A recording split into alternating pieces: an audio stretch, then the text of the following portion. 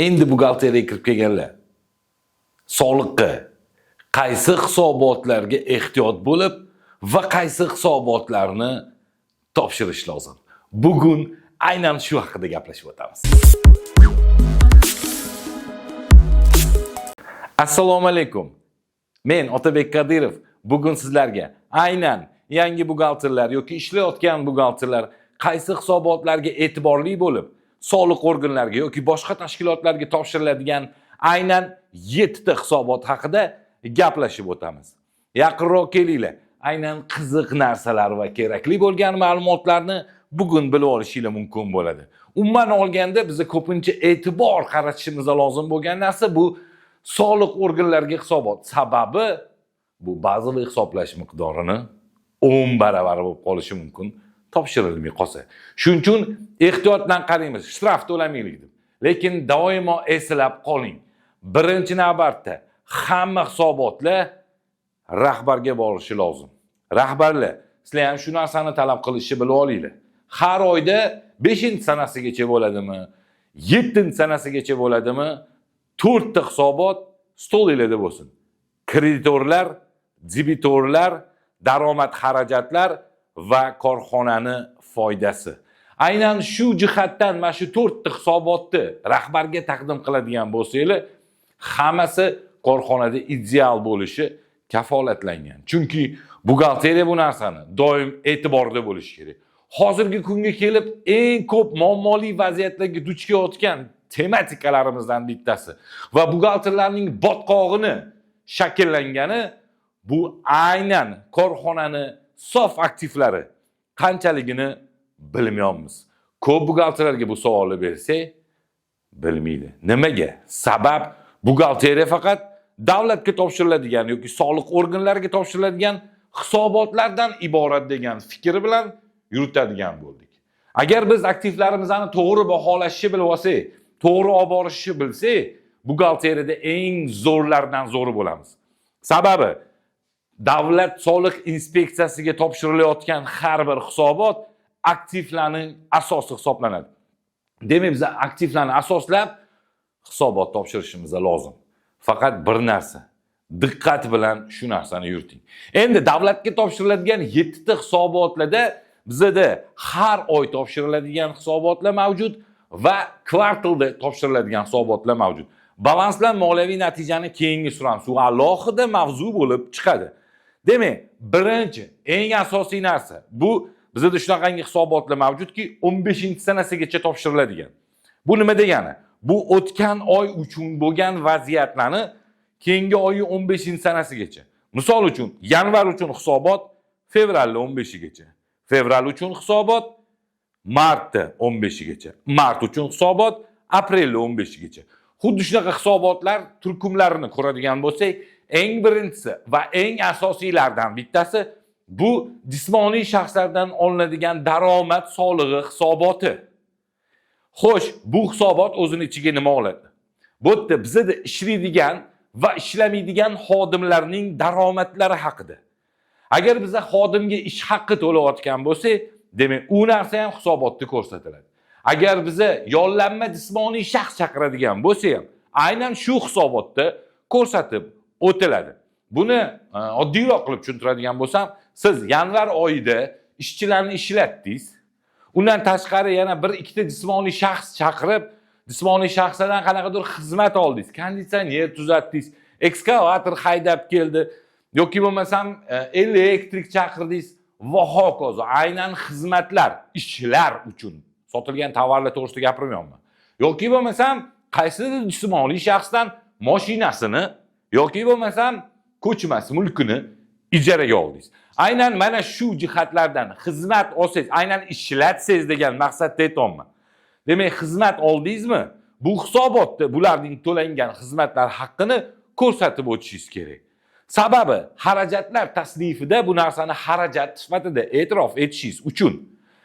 Demak, birinchi bo'lib topshiradigan hisobotlarimizdan bittasi bu har oyi 15-sanasigacha o'tgan oy uchun, misol o'sha aytgan gapim, yanvar uchun 15-fevralgacha topshiradigan hisobotingiz bu har bir jismoniy shaxs kesimida to'lanadigan daromad solig'i va ijtimoiy soliq uchun to'lanadigan summalar. Daromad solig'i O'zbekiston Respublikasida aniq belgilangan 12% va ijtimoiy soliq aniq belgilangan 12%. Shu narsani bilib oling. Birinchisi jismoniy shaxslardan olinadigan daromad solig'i hisoboti. U hisobot shanba oddiqlarga to'g'ri kelib qoladigan bo'lsa yoki bayram kunlariga to'g'ri kelib qoladigan bo'lsa, muddati surilishi mumkin.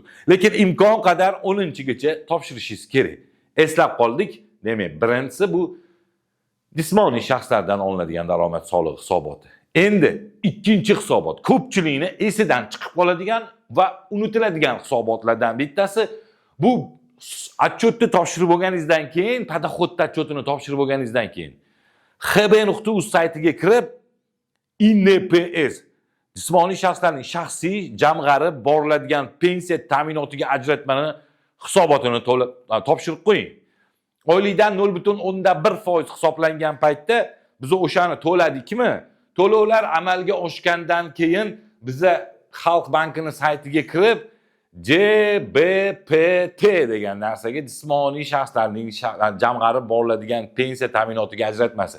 Ya'ni J jismoniy jamg'arib boriladigan pensiya, P pensiya boriladigan ta'minotiga ajratmasiga biza hisobotni topshirib qo'yishimiz kerak har oyda. Sababi ertaga bu narsa daromadga ta'sir qilishi mumkin. Uzluksiz daromadni kesib qo'yishi mumkin yoki qaysidir xodimingiz kredit ola olmasligi mumkin. Aynan buxgalter aybi sababli bu hisobotni kechiktirib qo'yganligi uchun. Shuning uchun bu aynan xodimlarga daxldor bo'ladigan. Xodimlar, sizlar ham bilib olinglar, agar shu videoni ko'rayotgan bo'lsanglar, INPS sizga отчетlar topshirilmagan ekan-u desanglar, bu yerda buxgalter ayblab qo'ysanglar bo'ladi. Muammosiz. Sabab buxgalteri to'g'ridan to'g'ri asosiy vazifasi hisoblanadi. Demak, bu hisobot ham aynan shu kuni topshirdingiz, pulingiz chiqib ketdi, o'sha pulingiz chiqdi, yo'q, o'sha kuni pulingiz tushadi, o'zi bir soatlarda ko'rinadi Xalq bankda.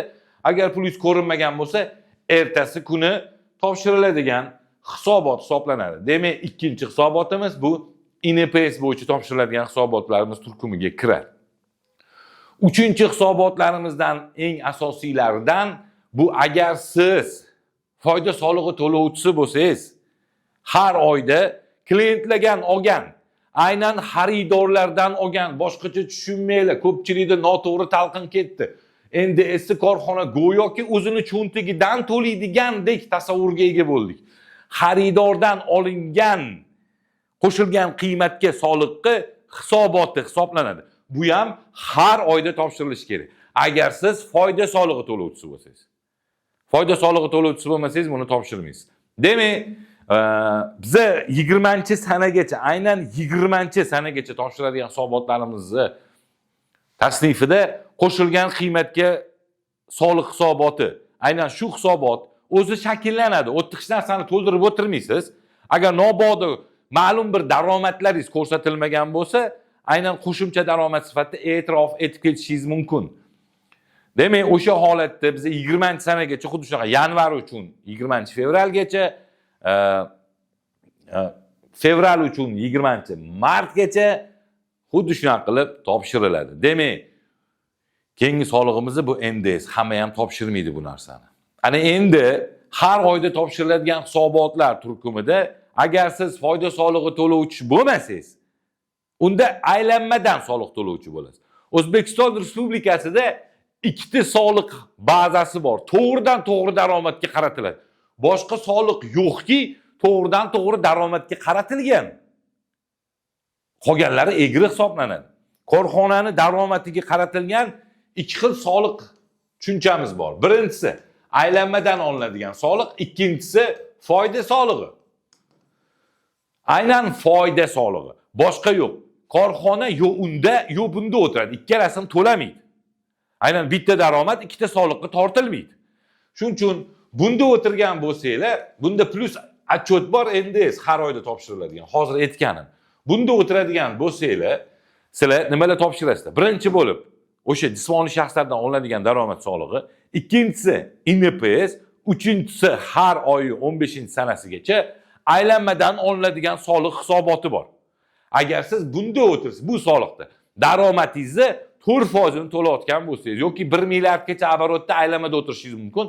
Aynan shu holatda 4%likda bizni Mana shu hisobotni topshirishimiz kerak bo'ladi. Bu hisobot o'zi shakllanadi. Bergan shot fakturalaringiz, bergan cheklaringiz asosida aynan shu hisobot shakllanadi. Faqat bir narsa, bu hisobot topshiruvchilar valyutasi bo'lsa, undan foyda qilib qolsa, aynan u ham daromad deb e'tirof etilib, unga sizlar shot faktura bera olishingiz kerak bo'ladi bir taraflama. Chunki aylanmadan olinadigan soliq hisobotida bu narsa ko'rinmay qoladi. Shuning uchun aniq qilib valyutalar kursidan daromad qildim deb shot faktura shakllantirib qo'yib, uni soliqqa tortib olsanglar, vahshiy zo'r bo'ladi.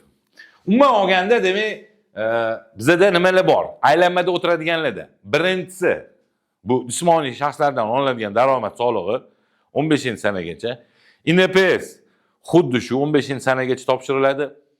Aylanmadan olinadigan soliq bo'yicha soliq to'lovchi bo'ladigan bo'lsanglar, u ham 15-gacha. Bo'ldi.